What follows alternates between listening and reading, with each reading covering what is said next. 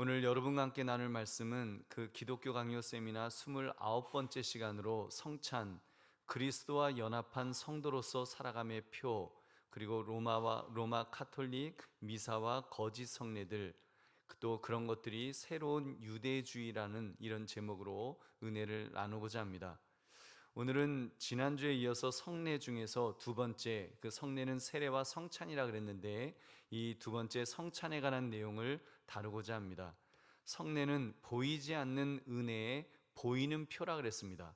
하나님의 보이지 않는 은혜, 이 은혜를 그 보이는 표로 이렇게 주신 것이 성례라고 우리가 나누었죠. 그러니까 세례와 성찬을 통해 믿음으로 구원을 얻은 성도는 충분한 표징을 이렇게 얻은 것입니다.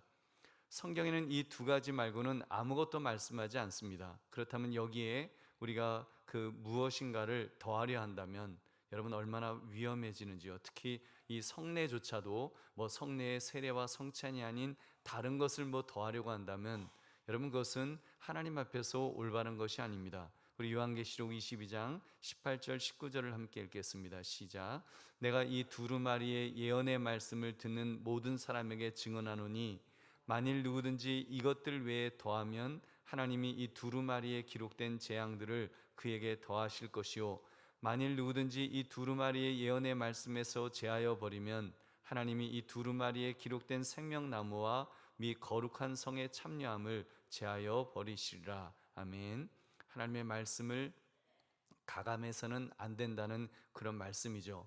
그다음에 여러분 성례도 마찬가지로 주님께서 우리에게 은혜의 방편으로 이렇게 그 성례, 세례와 성찬 그리고 기도와 말씀이라고 하는 이런 은혜의 방편을 주셨는데 특별히 우리가 성례를 다른 것들을 인위적으로 끼워 넣는다고 한다면 그것은 하나님 보시기에 바른 것이 아니라는 말입니다.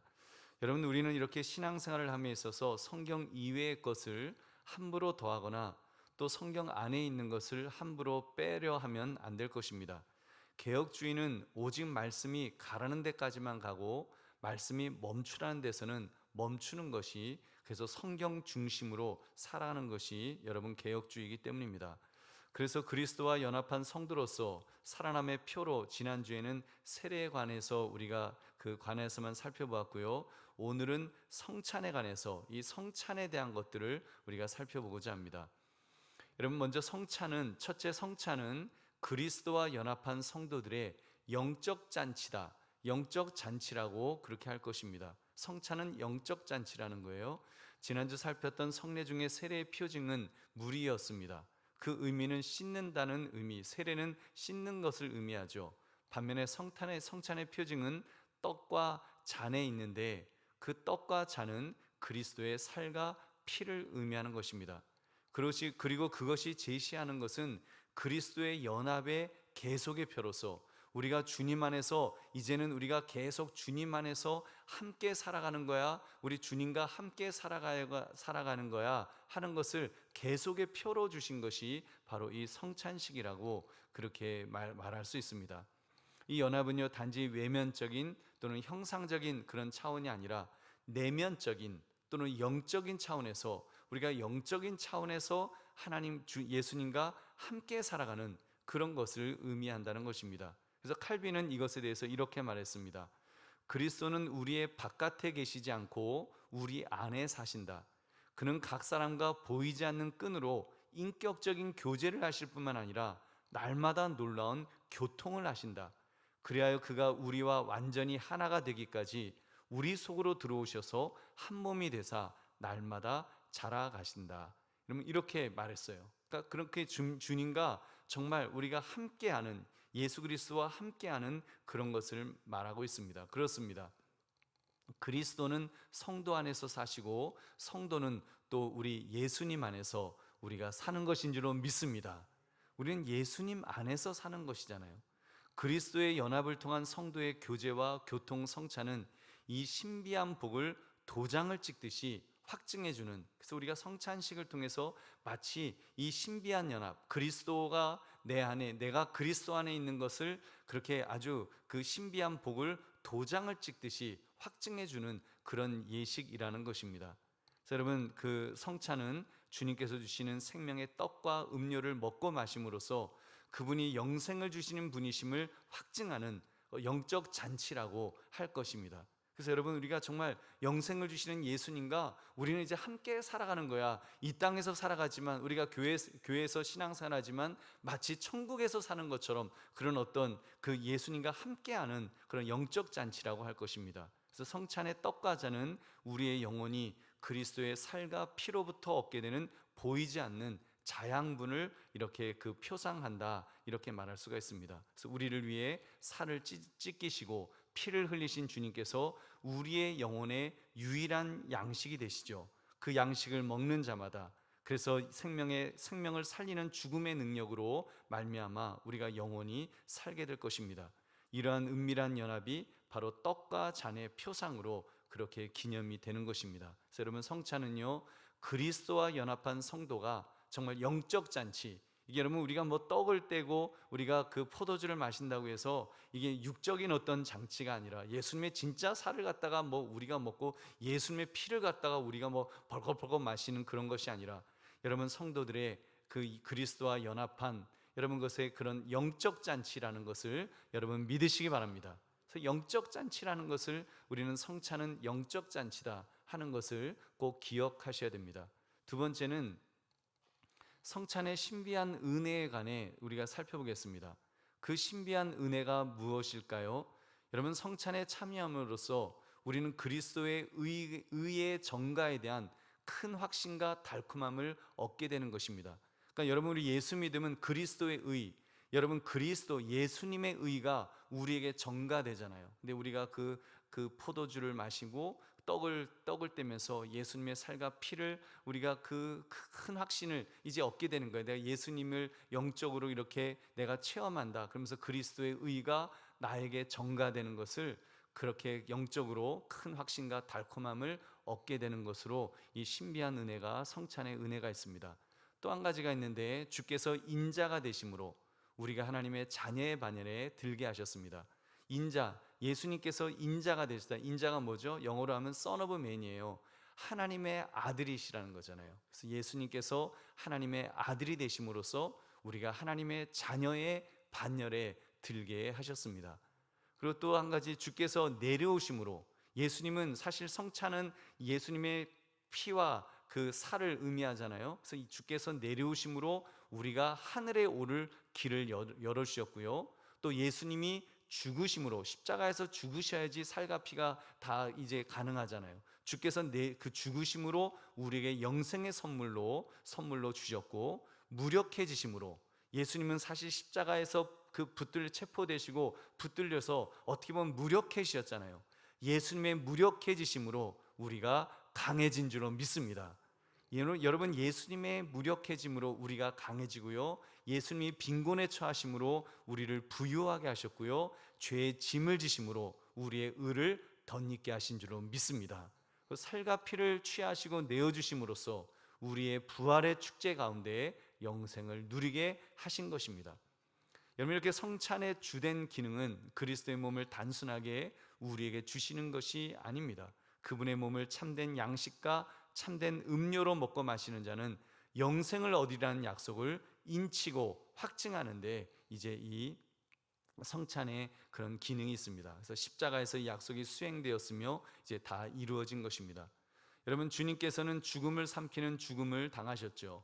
십자가의 죽으심은 결국 사망을 이기시는 죽음이셨습니다. 사망을 이기시는 죽음이었어요. 그렇기 때문에 승리죠. 네, 여러분, 어찌됐건 사망을 이기시는 죽음을 당하셨어요. 그래야 그분의 살과 피를 영생의 양식으로 우리에게 제공해 주신 것입니다. 요한복음 6장 48절, 내가 곧 생명의 떡이니라.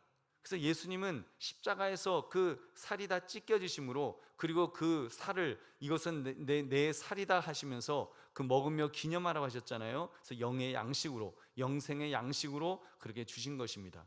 그 양식을 먹음으로 마지막 부활의 때에 우리의 육체는 썩지 아니함과 또 죽지 아니함을 입게 된 것입니다. 고린도전서 우리 15장 53절부터 54절 함께 읽겠습니다. 시작. 이 썩을 것이 반드시 썩지 아니할 것을 입겠고 이 죽을 것이 죽지 아니함을 입으리로다. 이 썩을 것이 썩지 아니함을 입고 이 죽을 것이 죽지 아니함을 입을 때에는 사망을 삼키고 이기리라고 기록된 말씀이 이루어지리라. 아멘. 여러분, 이렇게 육체는 여러분 정말 우리 예수 그리스도의 그런 죽으심으로 말미암아 우리는 사실은 사망을 삼키고 승리하는 그런 은혜를 얻은 것입니다. 그렇습니다. 십자가에 달리신 그리스도의 몸이 우리의 영혼을 살리는 유일한 양식이십니다.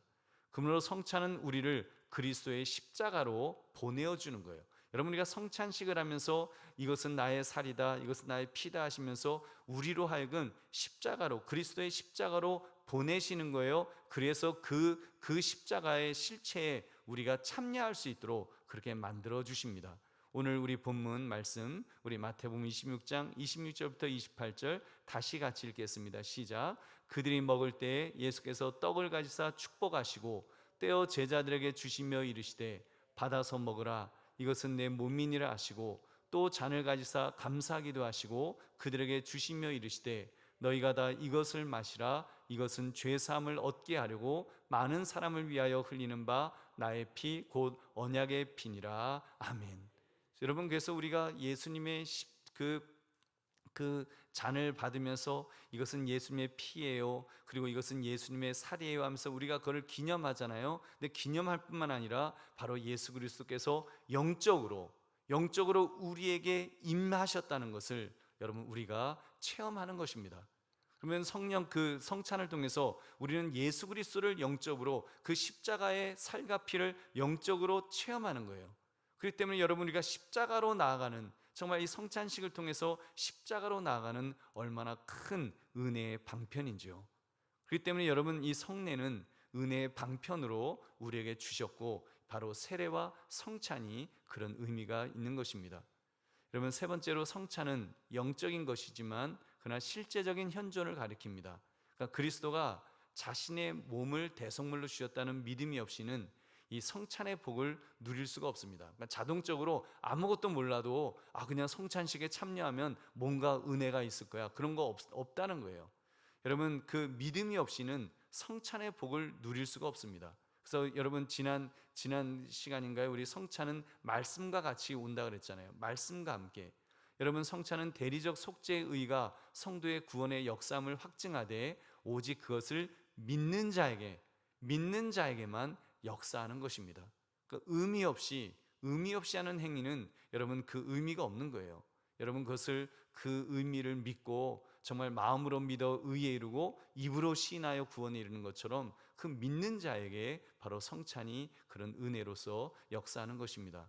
그러므로 믿음으로 성찬에 참여할 때는 표징 자체를 업신여기서도 안 되고 반대로 과도하게 찬양해서도 안 됩니다. 그럼 표징의 의미를 어떻게 돼야 될까요?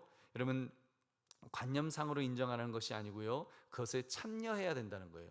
여러분, 표징의 의미는 그 성찬에 참여하는 것, 예수님의 그리스도의 피와 예수님의 살에 참여하는 것, 십자가에 참여하는 것. 그래서 그리스도를 믿어 마음에 모신 성도가 예수님의 살과 피를 먹고 마실 때 성찬의 신비한 양분으로 이제 능력과 생기를 얻게 되는 것입니다. 이것을 받아 먹으라 그러시잖아요. 받아 마시라 그러면서 나는 생명의 떡이라 그러고, 여러분, 나는 그 길이요 진리요 생명이라고 하신 것처럼 우리가 그 성찬을 통해서 바로 예수 그리스도의 능력과 생기를 그렇게 얻게 되는 것입니다.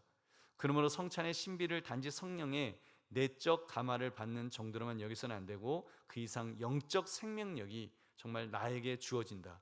영적 생명력이 그 피, 예수님의 피잖아요.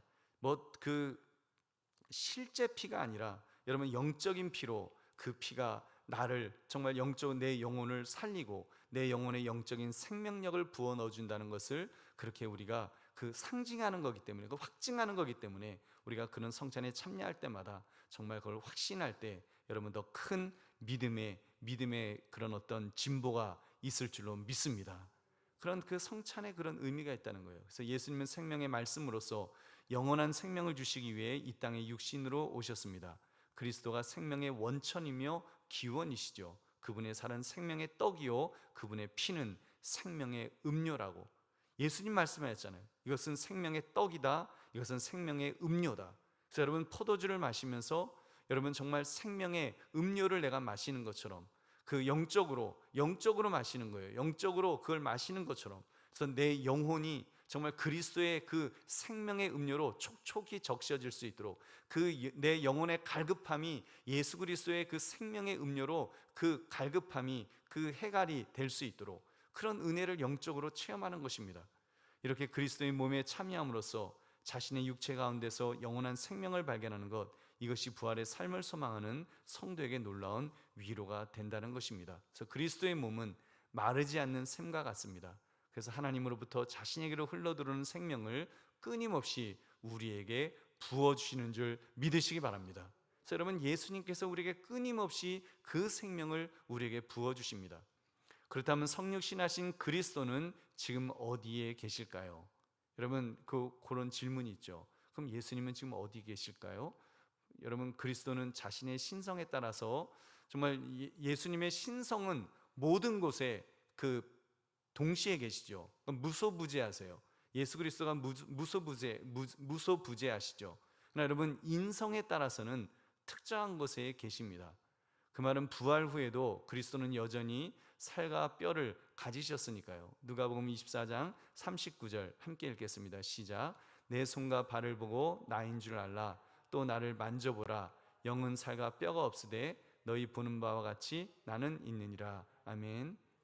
여러분, 이 말씀에 대해서 저도 참 이걸 깊이 더 생각을 해봐야 되는데, 여러분, 그 예수님께서 적어도 성육신에 관해서는, 성육신 속에서는 여러분 분명히 예수님은 제한적이십니다.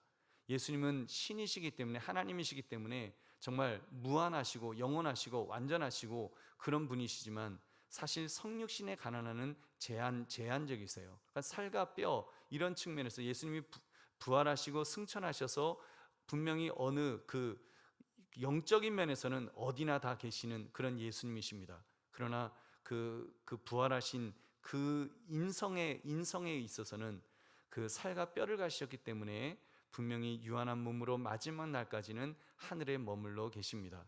그래서 사도행전 3장 21절에 보면 하나님이 영원 전부터 거룩한 선지자들의 입을 통하여 말씀하신 바 만물을 회복하실 때까지는 하늘이 마땅히 그를 받아두리라.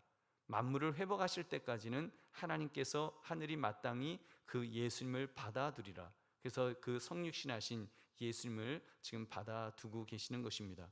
그러니까 왜 예수님께서 보혜사 성령님을 우리에게 보내주셨는지 우리가 그 답을 조금은 찾을 수 있잖아요. 예수님이 무소부재하시고 그러신데 내가 보혜사 성령을 너에게 보내주겠다 그러실 필요 없잖아요. 그냥 예수님이 그냥 늘 우리와 함께 하시는데요. 그러나 여러분, 예수님께서 그 그리스도가 성령을 내려주심은 이제 그분이 육신으로는 우리와 함께 계실 수 없기 때문에, 예수님께서 제자들과 함께 이제 3년 공생애 동안은 계셨지만 이제는 부활하신 다음에 이제는 승천하셔서 하늘에 계시기 때문에 내가 보혜사 성령을 너에게 임해 주시겠다고, 보내주시겠다고 말씀하셨습니다. 근데 여러분, 이것에 대해서 어거스틴이 이런 말을 했어요. 우리와 함께 계실 수 없지만 어미와 섭리와 형언할 수 없는 은혜에 있어서는 항상 우리와 함께 계십니다. 여러분, 예수 그리스도는 항상 우리와 함께 계시는 줄로 믿습니다. 또 마태복음 28장 20절에도 말씀하셨어요. 내가 너에게 분부한 모든 것을 가르쳐 지키게 하라. 볼지어다 내가 세상 끝날까지 너희와 항상 함께 있으리라 하시니라. 아멘. 여러분, 주님은 몸으로 하늘에 올려져 가셨습니다. 그리고 거기로부터 본 그대로 오실 것입니다. 그 말씀에 비추어 볼 때 지금 그리스도의 처소는 하늘임에 틀림없습니다. 여러분, 그리고 성령 하나님을 우리에게 보내주셔서 지금 성령 하나님께서 정말 우리와 함께 하시는 그런 은혜를 부어주시는 줄로 믿습니다. 다시 정리하면 좀 헛갈립니다만 이렇습니다. 신성에 따라서는 예수님은 어디에나 계십니다. 인성에 따라서는 하늘 어느 곳에 계십니다. 부활로 육체의 불멸성이 부여되었지만 육체의 고유한 속성이 제거된 것은 아니기 때문입니다. 육체의 현존은 여전히 제한적이죠. 우리가 부활했을 때, 우리가 예수님이 이제 재림하셔서 우리가 부활의 어떤 우리 영혼만 우리가 구원받는 것이 아니라 우리 육신도 이제 부활체로서 변화될 것인데 분명히 제한적일 거예요. 우리가 신이 되는 건 아니잖아요. 우리가 하나님이 되는 건 아니잖아요. 하나님께서 우리를 완전히 다른 모습으로 바꾸어 주시겠지만, 여러분, 그러나 여전히 그 인간이기 때문에 그 육신의 몸을 입으면 제한적입니다. 그리스도는 부활과 승천 후에도 그렇게 인성에 따라서 지역적으로 현존하시는 이유가 이 때문인 것입니다. 여러분, 그러므로 성도가 공간적으로 떨어져 있는 그리스도의 몸을 받게 되는 것은 성령의 은밀한 능력으로 말미암습니다. 성령은 성례의 약속을 효과적으로 실현하시는 분이시니까요. 그래서 성령의 표징에 의해서 그 의미되는 실체를 드러내시고 제시하시는 거예요. 그리고 그것을 우리의 심령에 증거하시고 인쳐 주실 줄로 믿습니다. 그래서 성령 하나님께서 우리에게 심령에 그런 예수님이 우리와 함께 하시는 것을 증거하시고 인쳐 주십니다. 그래서 성령의 작용은 객관적인 성례의 거행과 주관적인 성도의 감화에 동시에 미치는 거예요. 그래서 여러분, 객관적으로 우리가 성례를 거할 때 성령님이 함께 하시지만 또 주관적으로 우리 성도의 우리 각자의 마음속에 그런 은혜를 주시는 것을 여러분, 우리 성령 하나님께서 여러분 동시에 함께 행해 주실 줄로 믿습니다. 그래서 그리스도는 부활의 승천으로 인성에 따라서 육체가 지상을 떠나셨습니다. 이는 성령의 능력으로 우리 가운데 그 육체의 영적인 현존을 이루기 위해서였습니다. 그래서 칼빈은 영적 임재설을 이렇게 주장할 수 있었던 것이 아닌가 이렇게 생각을 합니다. 그래서 여러분, 칼빈은요, 성찬을 할 때 이제 우리가 예수님의 그 떡과 잔을 우리가 받잖아요. 그럴 때 그 떡과 잔이 무슨 예수님의 진짜 살이고 진짜 피고 그것도 아니고, 그렇다고 해서 그게 뭐 완전히 기념만 하는 그냥 카스테라고 뭐 그것도 아니고, 영적 임재설, 성령 하나님께서 우리 예수 그리스도께서 영적으로 임재하신다. 그래서 그런 영적인 임재의 그런 의미를 담아서 우리가 그를 먹고 마실 때마다 정말 예수 그리스도를 영적으로 체험한다고 하는 그런 그 의미를, 왜냐하면 성령께서 우리에게 그런 은혜를 주신다는 것입니다. 그렇기 때문에 여러분, 이 성찬은 정말 우리 성도에게 엄청난 은혜의 방편인 줄 믿으시기 바랍니다. 그래서 여러분, 사실 이 성찬을 좀 더 자주 해야 되는데 우리가 1년에 2번밖에 안 하는 거에 대해서는 늘 어떤 좀 죄책감이 좀 있어요. 이걸 좀 자주 해야 되는데 우리 개신교가 너무 좀 자주 못한다. 이게 사실 예배 때마다 해도 참 좋은 건데 참 못한다 이제 그랬었어요. 근데 그러다가 코로나 터져갖고 하도 우리가 안 하니까 하나님이 우리 니네들 그렇게 안 하는 거 아예 못하게 할 거야 그러셨나 할 정도로 좀 마음에 좀 찔림이 있었습니다. 우리가 앞으로는 정말 성찬을 더 많이 하는 것도 우리가 주님께서 우리에게 은혜의 방편으로 주신 것이기 때문에 우리가 사실은 성찬은 우리가 더 많이 하는 것이 그게 더 바람직하지 않나 이제 그렇게 생각을 합니다. 그게 성경적인 거예요. 여러분, 그렇기 때문에 성찬에는 이제 말씀 선포가 필수적입니다. 그래서 말씀의 제정에 따른 약속은 표징이 아니라 그것을 받는 사람을 향하여 이제 그 성찬할 때마다 그 말씀을 주시잖아요. 그래서 말씀을 통해서 여러분 그 약속을 믿음의 분수대로, 믿음의 분량대로 다 받잖아요. 그러니까 정말 성찬을 통해서 엄청난 은혜를 성도들이 체험할 수 있습니다. 정말 준비된 영혼은, 준비된 성도는 정말 그 성찬을 통해서 예수 그리스도를 영적으로 체험하는 그런 엄청난 은혜를 우리 하나님께서 예수님께서 우리에게 그렇게 제정해 주셨다는 것입니다. 그래서 오직 그리스도가 그 안에 사는 사람만이 성령의 은밀한 힘으로 예수님과 하나 된 가운데 영적인 먹음을 통하여 예수님의 살과 피에 참여하는 것입니다. 이 먹음은 영적이지만 참되고 실제적입니다. 이런 성찬의 신비는 이해되기보다는 경험되는 것으로, 이건 뭐 설명해서 이 성찬을 이렇게 하면 이런 겁니다 하는 것이 아니라 각자 믿음의 분량대로 정말 그 영적으로 체험하는, 그래서 마치 정말 예수님과 함께 성찬식에 참여하는 것 같은 예수 그리스도를 체험하는 그런 은혜의 방편이 되는 것입니다. 여러분, 그래서 이 역사는 오직 성령의 불가해한 능력으로 말미암아 우리에게 주시는 줄 믿으시기 바랍니다. 여러분, 이제부터는 그 성찬에 대한 그 오해, 비성경적으로 이해하는 그 견해를 잠깐 살펴보겠습니다. 네 번째가 성찬을 화채설로 보는 견해입니다. 로마 카톨릭은 이에 속합니다.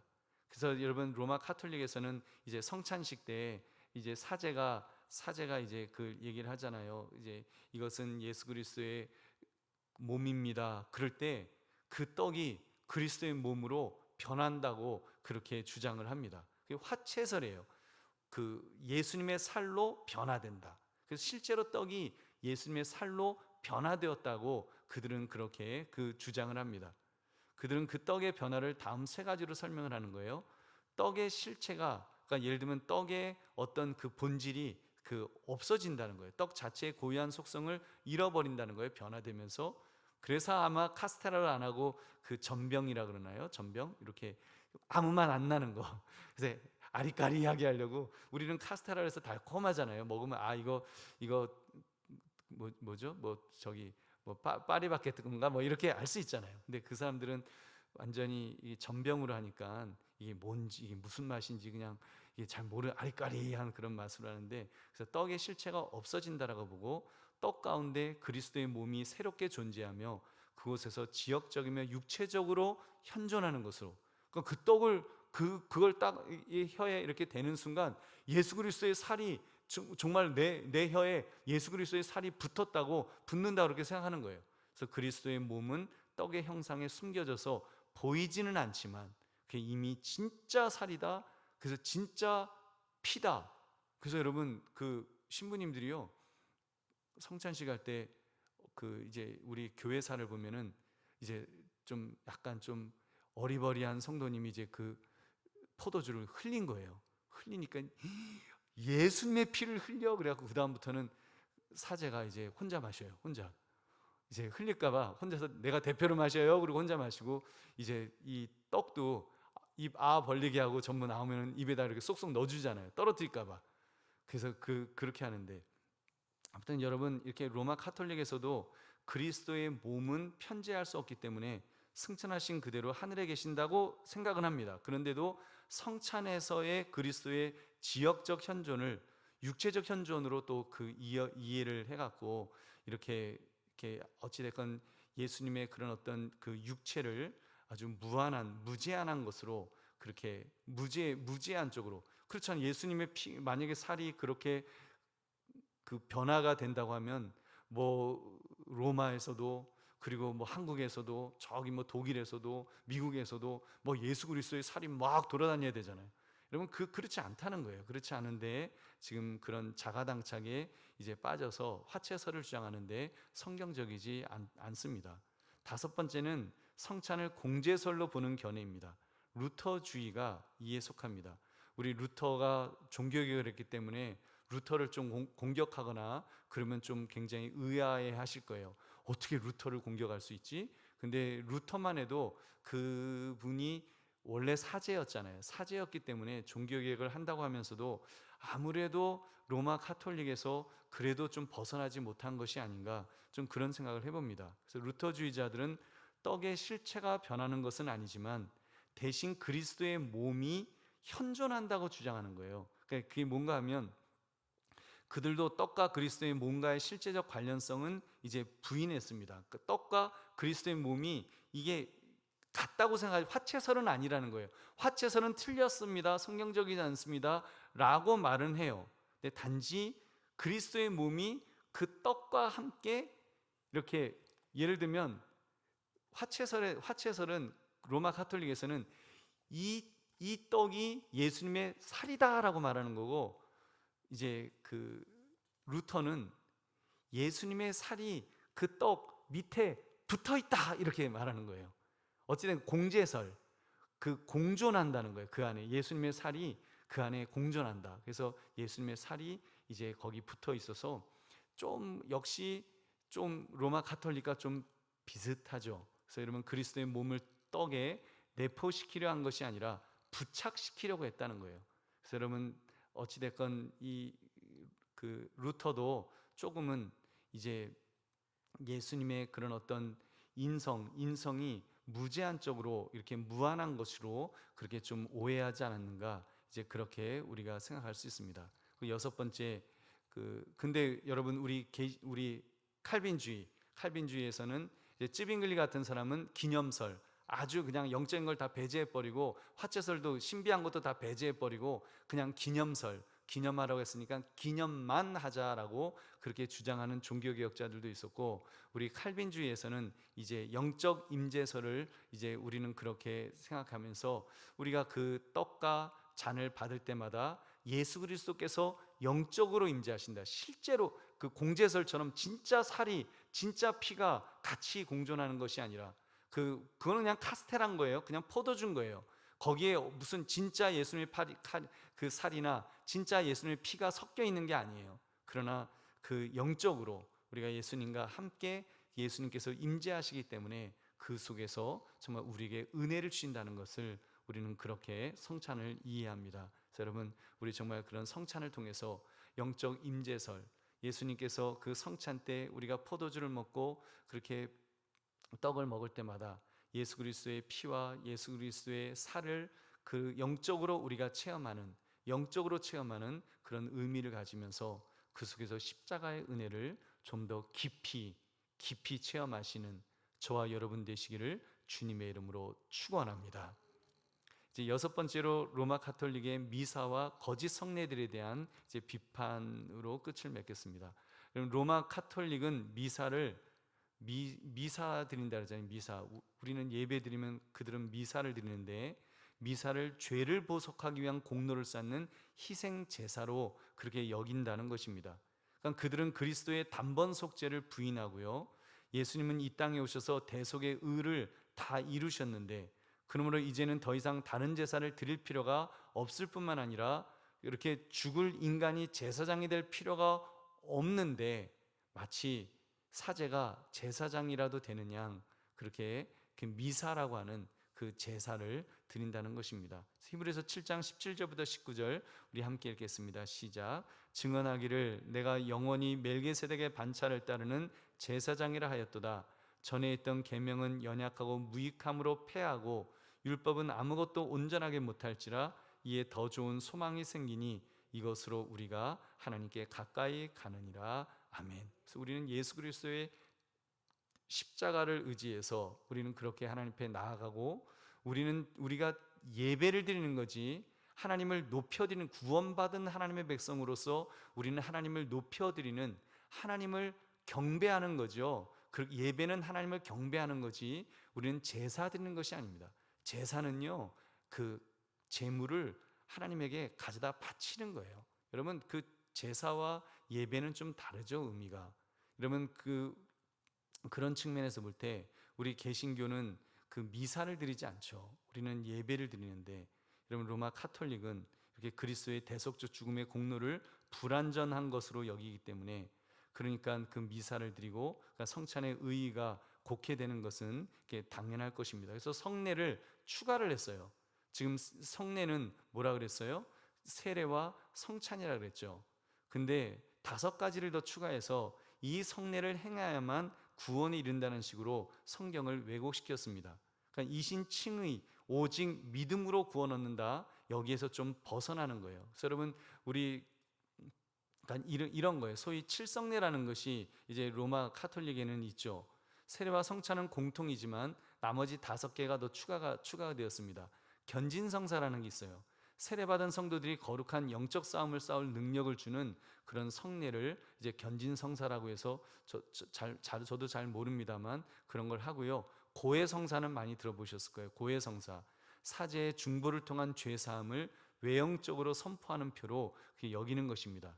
여러분, 근데 이미 고해의 의미가 세례에 있는데 그 고해성사라는 걸 추가하는 거예요. 그것도 인간 사제를 중보자로 앞세워서 그렇게 하는 그 고해성사. 그리고 종부성사라는 것도 있어요. 그래서 임종을 맞이한 성도에게 기름을 부음으로써 질병의 치유와 영혼 구원을 구하는 그런 예식을 행합니다. 여러분, 그래서 그러다 보니까 제가 같이 공부하는 병원 목사님께서 이런 말씀하시는 거예요. 우리 개신교 목사님, 개신교 교인들 중에서도 좀 이런 마치 이 종부성사 같은 이런 거를 이렇게 생각하는 분들이 있는 것 같아요. 그래서 전화가 온다는 거예요. 아무개 지금 막 임종을 앞두고 있는데 빨리 가셔서 세례를 하고 성찬을 해주라고 막 그렇게 한다는 거예요. 여러분, 사실 우리는 그게 아니에요. 여러분, 우리가 은혜의 방편이지, 세례와 성찬은 은혜의 방편이지, 여러분 세례 안 받았다고 지옥 갑니까? 여러분 아니죠. 여러분 예수님의 옆에 있던 그 강도는, 여러분 예수님께서 내가 너와 함께 낙원에 있으리라고 예수님 말씀하셨어요. 그 사람 세례 안 받았어요. 성찬 근처도 못 가봤습니다. 여러분 그래도 예수님 믿음으로, 오직 여러분 구원은 믿음으로 얻는 줄 믿으시기 바랍니다. 여러분 세례와 성찬은 그 주객이 바뀌면 안 되는 거예요. 세례와 성찬은요, 구원받은 하나님의 백성들이 은혜의 방편으로 하나님께서 우리에게 선물로 주신 것이지, 그거를 무슨 공로로 해갖고 세례를 받아야지, 또는 뭐 종부성사를 해야지 내가 뭐 천국 가는데, 뭐 만약에 종부성사 못하면은 아유 정말 우리 아버지 혹시 천국 못 간 거 아니야? 그렇게 염려하는 그런 거 아니라는 것입니다. 왜냐하면 그런 것들은 자칫 그 인간의 공로를 자꾸 주장하는 거거든요. 믿음으로 구원 얻는 것이 아니라 이렇게 공로를 이렇게 주장하게 되는데, 여러분 그것은 성경적이지 않습니다. 신품성사라는 것은 7가지 직분에 나가는 서품의 예식입니다. 이것은 직분의 인명과 다르지 않으며 성례의 표나 말씀이 없습니다. 우리는 그냥 그 임직식을 하잖아요. 임직식으로 하면 되는 거지, 이걸 무슨 신품성사라고 해갖고 이것도 하나의 그런 예식으로, 성례로 이렇게 하는 것은, 또 혼인성사, 혼인도 그냥 혼인 예식을 하면 되는데 혼인성사를 해야지. 그래서 남자와 여자가 한 몸이 되는 연합의 신비를 기념하는 예식으로. 그래서 여러분 하여튼 그런 거 있잖아요. 그 캐톨릭에서는 요람에서부터 무덤까지, 그러니까 예를 들면 뭐 그 세례 태어날 때 이제 세례 받고, 뭐 여기서부터 이제 종부성사까지 이렇게 하는, 중간에 이제 그 혼인 성사하고 뭐 이렇게 하면 그냥 다 천국 가는 줄로 아는, 여러분 그렇게 인간의 어떤 공로를 자꾸 내세우게 되는 그런 것들은 성경적이지 않은 것입니다. 아무튼 이렇게 로마 카톨릭의 거짓 성례들은 성도의 그리스도와의 연합을 무효화시킵니다. 그리스도와의 연합을 무효화시키게 되고요. 그래서 로마 카톨릭에 제공하는 7성례의 서비스를 받아야만 구원받는다는 식의 인간 공로만을 부각시킬 수 있다라는 것입니다. 이제 말씀을 맺겠습니다. 성찬, 그리스도와 연합한 성도로서 살아감의 표라 그랬습니다. 그리고 아까 그 부제에 있었죠. 새로운 유대주의, 자칫 여러분 이렇게 정말 로마 카톨릭의 미사라든지 그 칠성례라든지 이런 걸 통해서 자칫 그 어떤 신유대주의, 유대교 같은 그런 어떤 행위에 의한 구원으로 가는 그런 식의 종교가 될 수 있다는 것입니다. 굉장히 위험하죠. 근데 여러분 하나님께서는 세례와 함께 성례라고 부르면서 그 밖에 말씀과 기도와 함께 하나님께서 우리에게 은혜의 방편으로 주셨다는 것을 여러분 꼭 아시고 이것을 귀하게 여기시기를 주님의 이름으로 축원합니다. 특히 성찬에 대해서 화채설이나 공제설이나 비성경적인 성찬에 대한 견해를 가지고 지나치게 신비화시키는 오류를 여러분 경계해야 됩니다. 지나치게 신비화시키는 것들. 그리고 여러분 얼마 전 코로나19로 인해서 비대면 예배가 성행할 때 성찬을 드려야 한다는 마음에 이렇게 성찬을 너무 재밌거리 정도로 만든 것은 아닌가, 좀 조심스럽게 저는 좀 보였습니다. 그래서 성찬은 사실은 한 떡을 같이 떼는 그런 의미, 뭐 적어도 한 떡은 아니래도 같이 성도들이 함께 모여서 장로님들이 한 떡을 가지고 와서 그걸 다 이제 먹기 좋게 다 이렇게 자르잖아요. 한 떡에서 자르는 거예요. 한 떡에서 자르면서 이제 그것을 함께 나눈다고 하는 그런 의미를 하는데, 이제 뭐 완전히 짜장면 시켜 먹듯이 그냥 배달되는데 공장에서 그냥 찍어서 나오는 딱 이렇게 종이 박스에 있는 걸 가지고 이제 성찬식으로 이렇게 행하는데, 저는 좀 이게 성찬식이 좀 재밌거리처럼 어떤 행사처럼 그렇게 좀 전락되는 것이 아닌가. 예수님의 살과 예수님의 피를 기념함에 있어서 정말 영적 임재설 속에서 성령, 정말 예수님께서 그 임재하신다고 하는 그런 어떤 거룩성을 우리가 지켜나가야 되는데, 혹시 집에서 아이들하고 그냥 재밌거리처럼 마치 무슨 이벤트 하는 것처럼 그렇게 성찬식을 우리가 거행한 것은 아닌가, 조심스럽게 우리 스스로를 한번 돌아봐야 될 줄로 믿습니다.